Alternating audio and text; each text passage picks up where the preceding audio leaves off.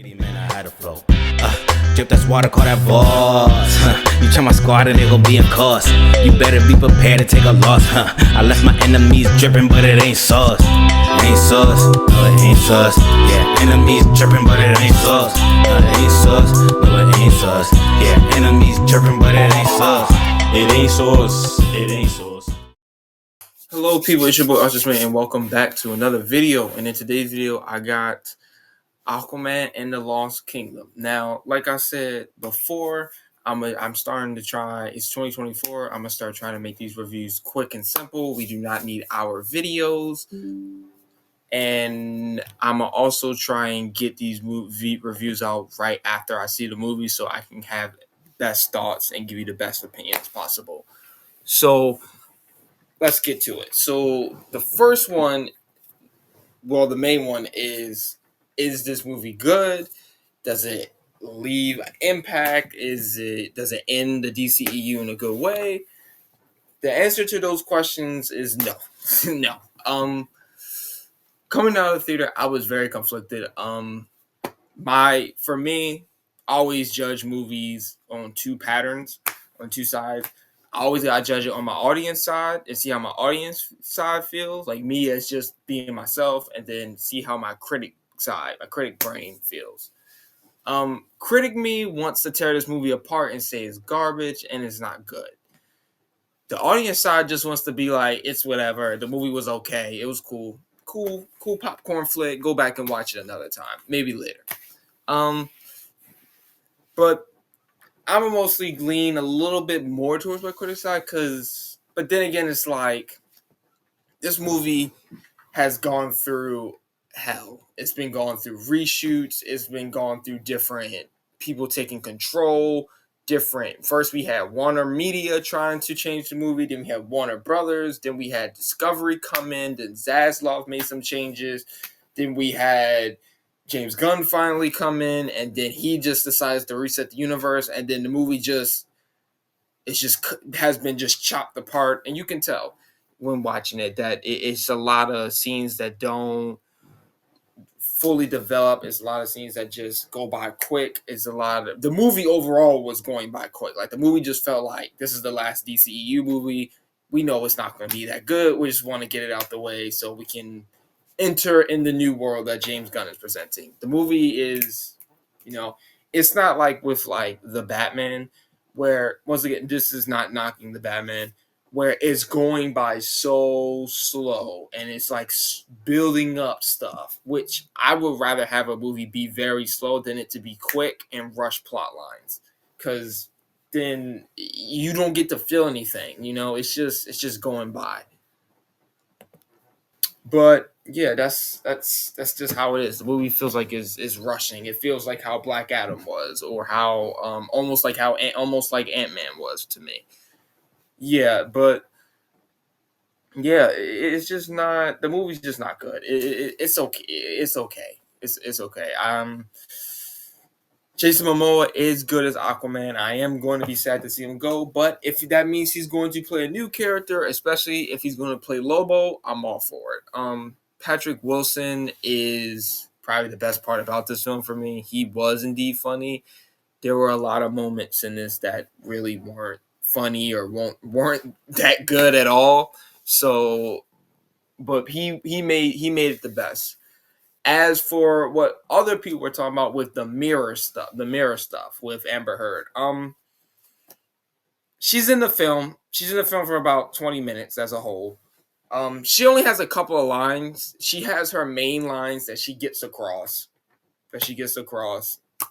I guess this should be in a spoiler alert section, but if you saw the trailer, then you saw the quick glimpse of her. Yeah, but whatever. And it's not that many spoilers, but yeah, she's in the film. She has a little moment with Aquaman in the beginning. Then, you have some moments with her in the kingdom. Because in the film, you have to deal with, they have a child, of course, and you got to show, it would be weird if Mira didn't show up because, like, where's her mother? You have moments where Aquaman and Mira have to have meetings with the other kingdoms and other people of Atlantis and the people outside of Atlantis, and that would be weird if the queen didn't show up. And it would also be weird if she didn't show up during another time, which I guess is a spoiler. So I'll just say that another time where it's like she would be there. This would make sense.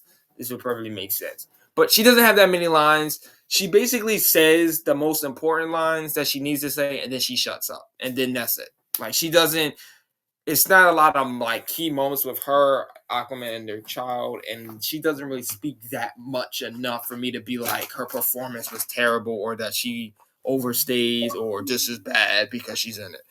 And it wouldn't have made sense to recast her because the DCEU is dead now. Like, this was the last film. It's getting reset. We're about to go from the DCEU to the DCU. So this film won't even matter once 2025 comes. This movie will fade into existence.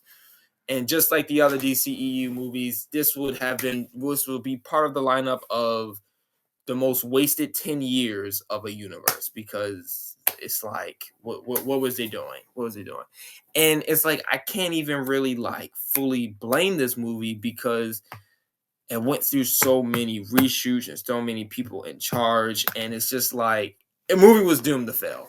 It was just doomed to fail. It wasn't, especially since it was coming out after The Flash and after James Gunn announced his thing.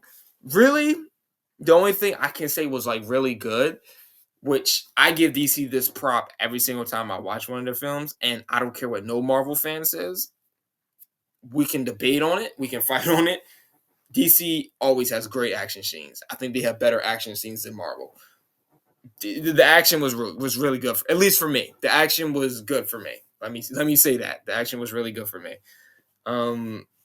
Especially the last fight with Aquaman and Black Manta.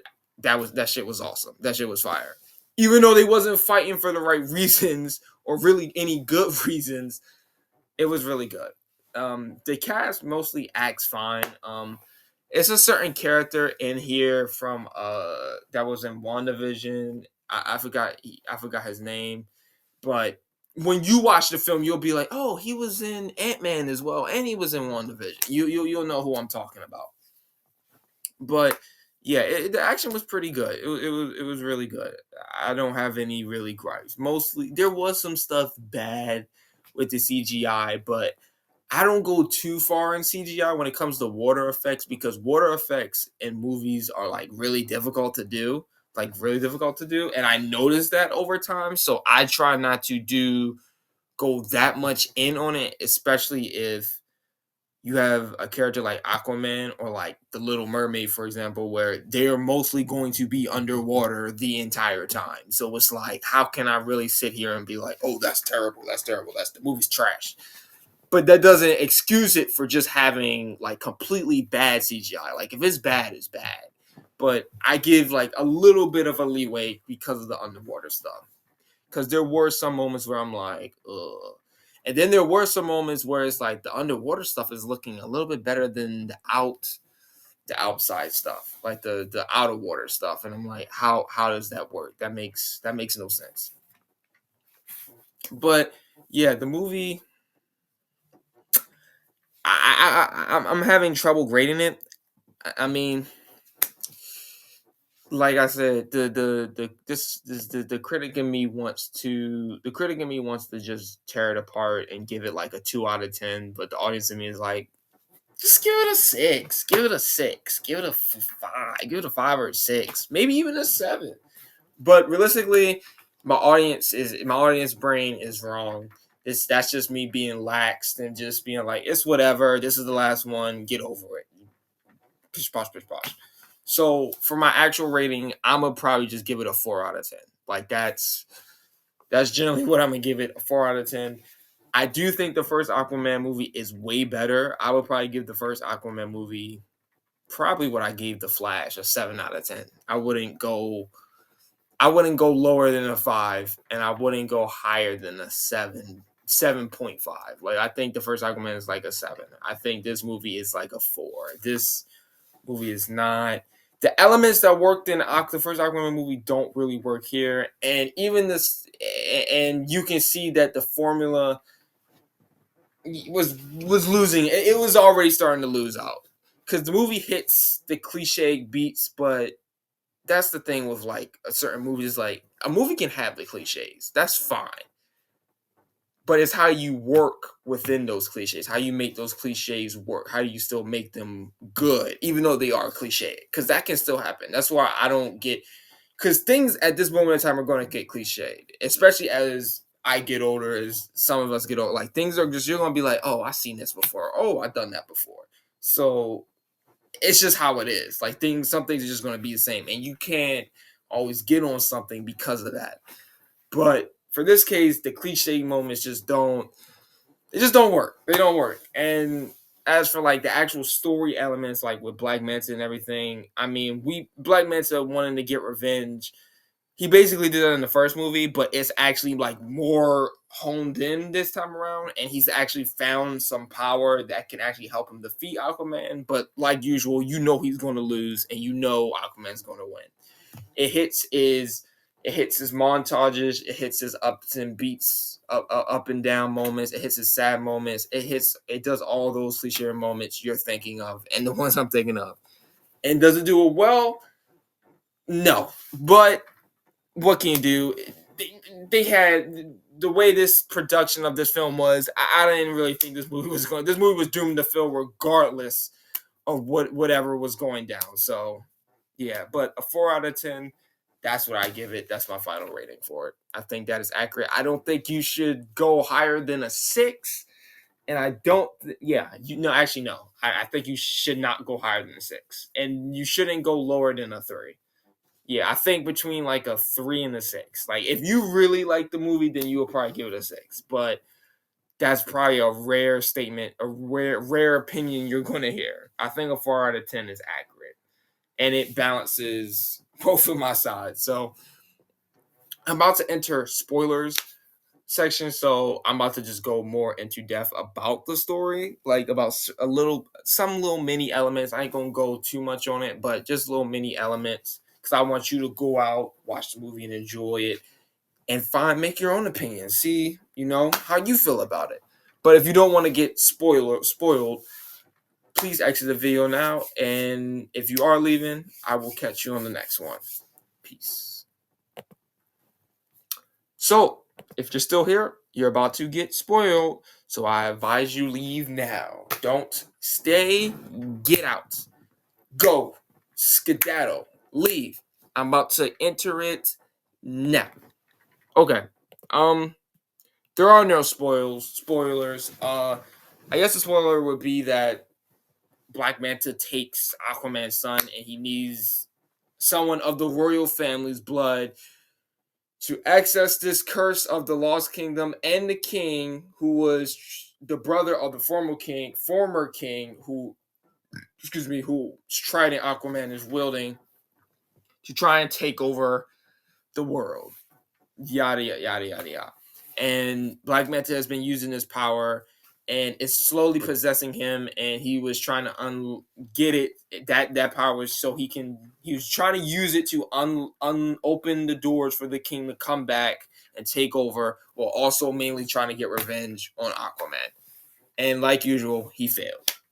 And he ends up taking Aquaman's son, and he uses his blood, but it ends up not working. Aquaman stops him.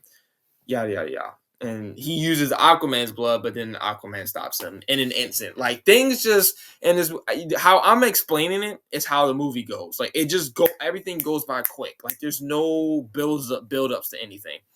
The whole buddy cop thing between Aquaman and his brother, Ocean Master, it's non-existent. What you saw in the trailers is what you got. Like, it's just little moments of it. They don't hone in on it. They don't really hone in or let anything develop. So everything just goes by quick. That's it. Like, Mara gets hurt in the movie. You see her get injured. She's in the hospital. We show her in the hospital. Done. Aquaman's got okay, I gotta stop this guy. Gets the stealth suit. Bam. Bam. He has the stealth suit, and now he's going to go retrieve his brother. It's like it just goes. there are no end credit scenes because, for one, the end credit scenes that were there were like if you go and look up Aquaman 2 and you look at the cast list, they still showed Michael Keaton because Michael Keaton was supposed to be at the end credit scene.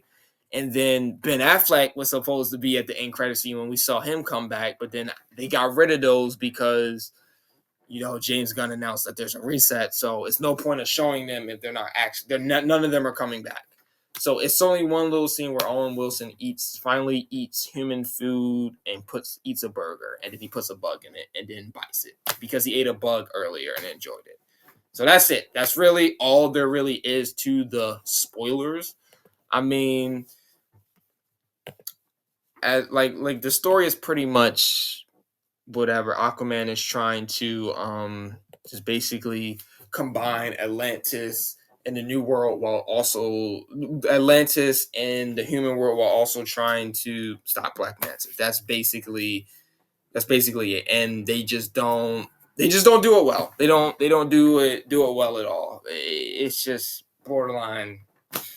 It's just and in a way, this is what the DCEU deserves because it's been 10 years of garbage. So, and yeah, there's been some good things out of that 10 years, but there's been a couple good things like Wonder Woman 1, the first Wonder Woman, the first Shazam, the first Aquaman. There's been a couple good things, but mostly it's just been garbage. We wasted all of this talent, all these good characters.